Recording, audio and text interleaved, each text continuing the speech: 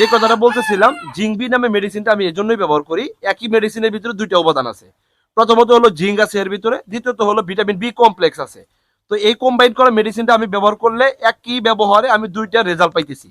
প্রথমত হচ্ছে হলো কবুতরের হাড় মোটা তাজাকরণ করে, কবুতরের রুচি বৃদ্ধি করে, এবং কবুতরের লোম গজাইতে বা পরিবর্তন করতে অতীব গুরুত্বপূর্ণ ভূমিকা রাখে হলো জিঙ্ক বি। বিশেষ করে মল্টিং এর সময় তো এর গুরুত্বর শেষই নাই। কথা ক্লিয়ার বুঝতে পারছেন? আর জিঙ্ক বি, বিটা উচ্চারণ হচ্ছে হলো B complex. B complex means হচ্ছে হলো ভিটামিন B1, B2, B6। এগুলোর কাজ হইতেছে ঠান্ডার মধ্যে কবুতরের মুখে ঘায়ে সাজায়, এই ঘাটতি থেকে বিরত রাখবে।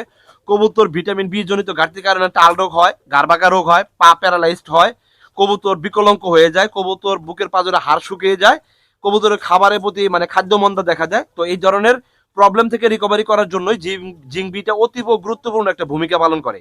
আপনারা যদি এই মেডিসিনটা আপনি প্রতি 2 লিটার পানিতে 1 মিলি করে মেডিসিন ব্যবহার করতে পারেন, তাহলে আনবিশ্বাসযোগ্য মানে আপনি একটা রেজাল্ট পাবেন। কথা বুঝতে পারছেন?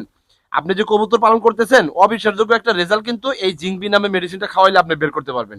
যেটা আমার বিগত দিনের অভিজ্ঞতা থেকে আপনাদেরকে বলতেছি। আমি কোনো কোম্পানির স্পন্সর ভিডিও করি না, আমি কোনো লোকের রিকোয়েস্টে ভিডিও করি না।